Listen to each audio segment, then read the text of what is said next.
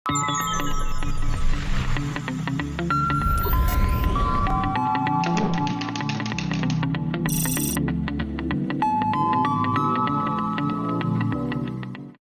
Module में हम जानेंगे वर्डप्रेस का डैशबोर्ड क्या है और हम उसे कैसे इस्तेमाल करेंगे।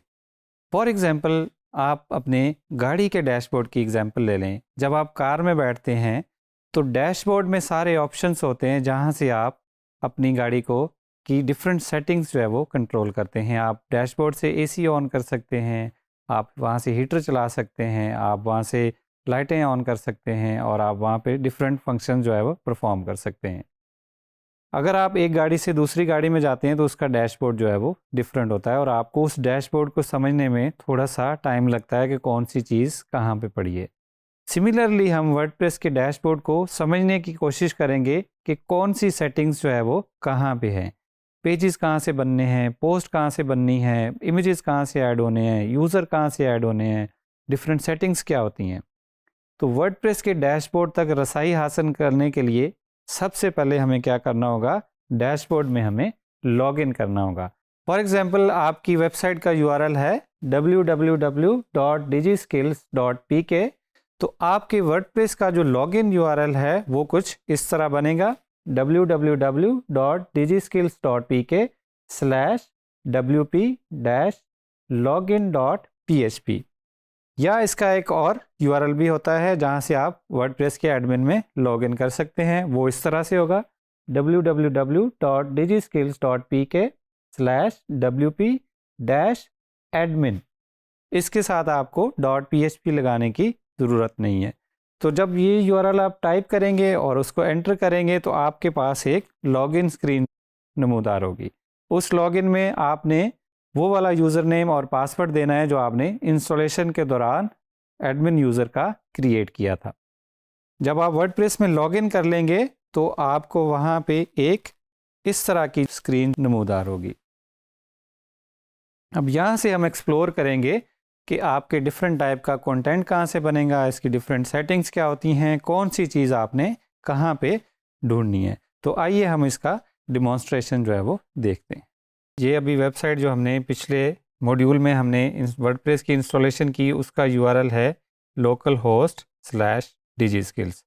अब हमने इसी वेबसाइट में लॉगिन करना है और इसका हमने डैशबोर्ड एक्सेस करना है। जैसा कि मैंने पहले बताया कि दो तरीके हैं वर्डप्रेस के डैशबोर्ड में लॉगिन करने के। वो कौन से हैं? सबसे पहला हम देखेंगे wp-login.php। तो इस पे अगर हमने टाइप किया wp-login.php हमने टाइप किया, ये हमारे पास लॉगिन स्क्रीन आ गई। अब अगर हम दूसरे तरीके से wp-admin ये टाइप करेंगे तो भी हमारे पास सेम लॉगिन स्क्रीन आएगी। यहाँ पे हम अपना यूज़र नेम पासवर्ड देंगे, वही वाला जो हमने पिछले इंस्टॉलेशन वाले स्टेप में दिया। यूज़र नेम पासवर्ड फिल करने के बाद हम उसको लॉगिन का बटन प्रेस करेंगे तो हमें ये वाली वर्डप्रेस का डैशबोर्ड नज़र आना शुरू हो गया। डैशबोर्ड में सबसे पहले यहाँ पे आपको होम स्क्रीन नज़र आएगी जहाँ से आप क्विक एक्शंस ले सकते हैं। यहाँ से आप क्विक पोस्ट बना सकते हैं, ड्राफ्ट बना सकते हैं। यहाँ पे आपको डिफरेंट अपडेट्स नज़र आ रही होंगी। यहाँ पे आपको अपनी वेबसाइट की एक्टिविटी नज़र आ रही होगी, आपकी साइट पे किसने कमेंट किया, कौन सी नई पोस्ट बनी। यहाँ पे आपको डिफरेंट किस्म की स्टैट्स नज़र आ गए रहे होंगे कि आपकी वेबसाइट पे पेजेस कितने हैं, पोस्ट कितनी हैं, कमेंट कितनी हैं और आपका थीम कौन सा एक्टिव है और उसका आपके वर्डप्रेस का वर्जन क्या है। यहाँ अपडेट्स में जाएंगे तो यहाँ पे आपको पता चलेगा कि आपके वेबसाइट पे कितनी प्लगइन्स या थीम्स या आपके वर्डप्रेस का कोर अगर अपडेट होने वाला होगा तो वो आपको यहाँ पे अपडेट्स नज़र आएंगी कि अगर आपकी थीम का वर्जन लेटेस्ट नहीं है तो भी आपको बताया जाएगा, अगर आपकी प्लगइन्स अपडेट होने वाली हैं तो भी आपको यहाँ पे वो चीज़ें नज़र आना शुरू हो जाएंगी। उसके बाद जो है वो एडमिन में पोस्ट का सेक्शन होता है कि आप यहाँ से पोस्ट बना सकते हैं। यहाँ से आप न्यू पोस्ट बना सकते हैं, यहाँ से आप पोस्ट की कैटेगरीज बना सकते हैं, यहाँ से आप पोस्ट के टैग बना सकते हैं, जो कि हम अगले लेसन्स में पढ़ेंगे कि पोस्ट कैसे बनाते हैं। उसके बाद मीडिया में आ जाएंगे।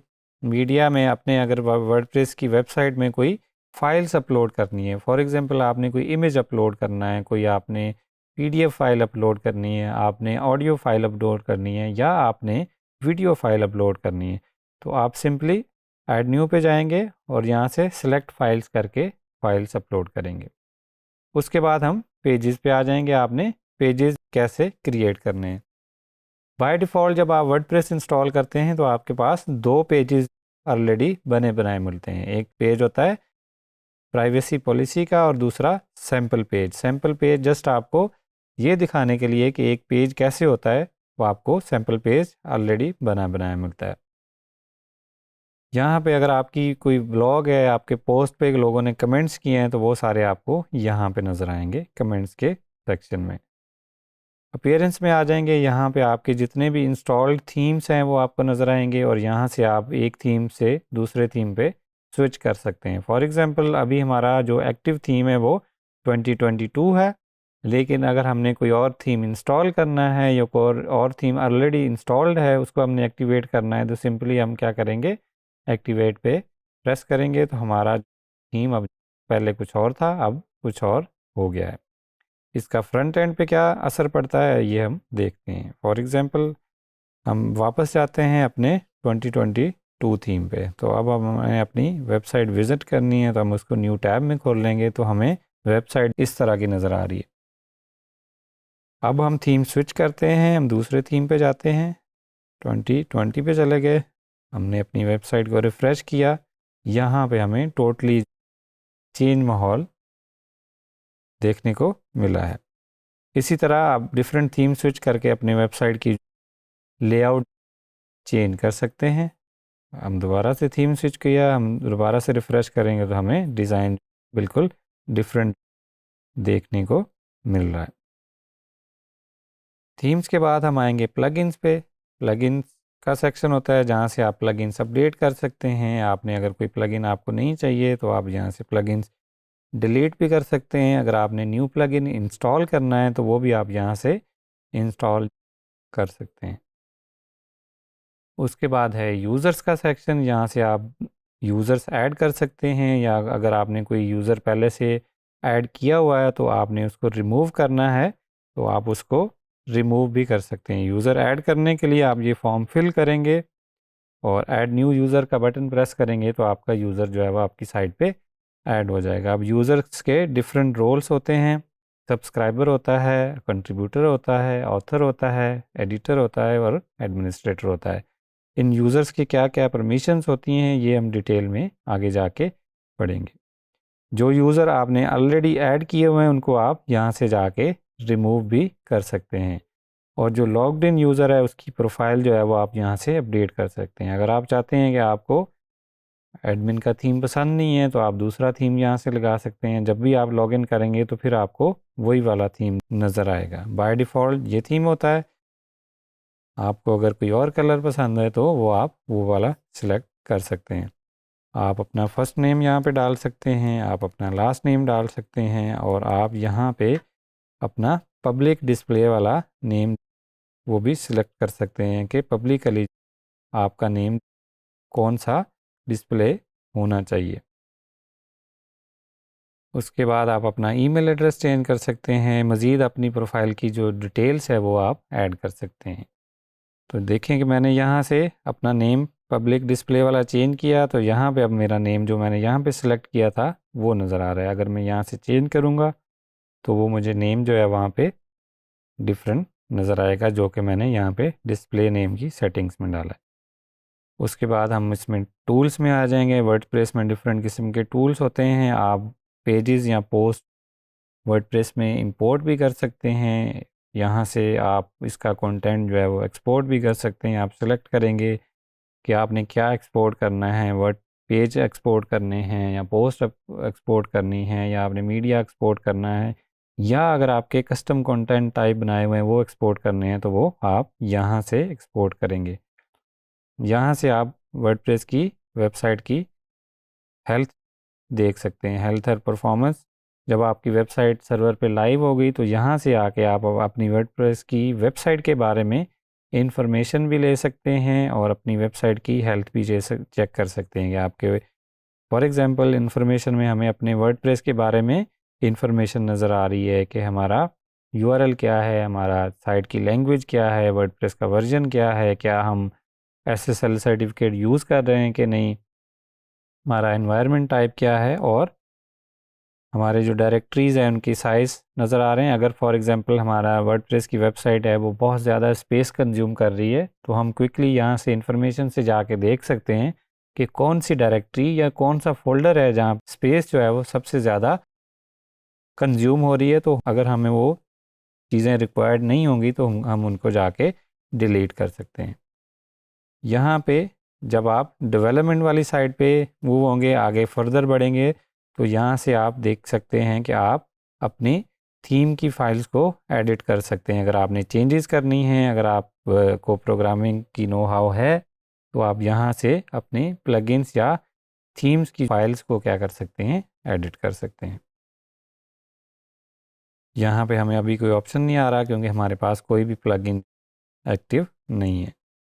हम सेटिंग्स में आ जाएंगे। जनरल सेटिंग्स में हमारी वेबसाइट का टाइटल नज़र आ रहा होता है जो कि हमें यहाँ पे जब हमारे ब्राउज़र में डिस्प्ले होता है, और यहाँ पे हमारी वेबसाइट की टैगलाइन या साइट डिस्क्रिप्शन है जो हम यहाँ पे चेंज कर सकते हैं। यहाँ पे हमारी वेबसाइट का यूआरएल है जिसको हम जब एक जगह से दूसरी जगह ट्रांसफ़र करते हैं तो उसको हम यूआरएल को चेंज करते हैं।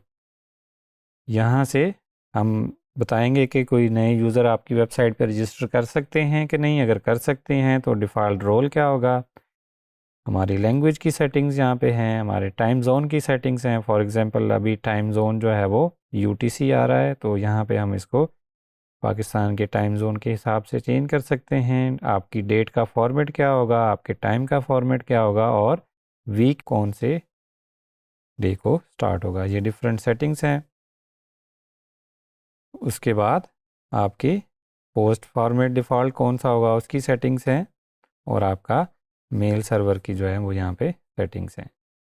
यहाँ से हम अपना होम पेज सेलेक्ट कर सकते हैं। फॉर एग्जांपल हमने जो सैम्पल पेज बनाया वो कहेंगे कि हमारा होम पेज होगा, या हम कोई भी नया पेज बना के उसको एज अ होम पेज भी सिलेक्ट कर सकते हैं। यहाँ पे हम देखेंगे कि हमारे ब्लॉग में बाय डिफ़ॉल्ट कितनी पोस्ट आनी चाहिए। फॉर एग्जांपल अगर हमने 10 लगाई हैं और हमारे ब्लॉग में 20 टोटल पोस्ट हैं तो हमारे ब्लॉग के अब कितने पेज बन जाएंगे, 2 पेजेस बन जाएंगे, क्योंकि हमने यहाँ पे सेटिंग्स में डाला हुआ है कि एक पेज पे सिर्फ 10 पोस्ट आनी चाहिए। यहाँ पे हम बताएंगे कि आपकी वेबसाइट सर्च इंजन जो है उसको क्रॉल कर सकते हैं या नहीं। अगर आप इसको चेक कर देंगे कि discourage search engine indexing this site, तो जो सर्च इंजन के बोर्ड्स हैं वो इस साइट को आपकी को क्रॉल नहीं करेंगे। वो मोस्टली हम तब यूज़ करते हैं जब हमारी साइट इन डेवलपमेंट होती है। यहाँ पे हमारे कमेंट्स की सेटिंग्स हैं कि कौन कमेंट कर सकता है, कमेंट्स का फॉर्मेट क्या होगा, जिस यूज़र ने कमेंट किया है उसका वहाँ पे उसकी पिक्चर कैसी नज़र आएगी। उसके बाद हमारी मीडिया की सेटिंग्स हैं कि हमारे पोस्ट के जो थंबनेल्स हैं उनकी बाय डिफ़ॉल्ट विड्थ और हाइट जो है वो क्या होने वाली है। ये मीडिया को हम डिटेल में आगे जाके डिस्कस करेंगे जब हम पेजेस और पोस्ट बना रहे होंगे। वेबसाइट की परमलिंक्स होती हैं कि आप जब कोई पेज या पोस्ट बनाते हैं तो वो फ्रंट पे उसका यूआरएल क्या बनेगा। फॉर एग्जांपल प्लेन जो बाय डिफ़ॉल्ट वर्डप्रेस में होता है वो पोस्ट की आईडी होती है। अब अगर हमने आईडी के परमलिंक्स दिए हुए हैं तो हम जब यहाँ पे जाएंगे इस पोस्ट को हम व्यू करेंगे तो हमें यूआरएल में क्या नज़र आ रहा है, p=1। इसका मतलब है ऐसी पोस्ट हमें दिखाई जाए जिसकी आईडी 1 है।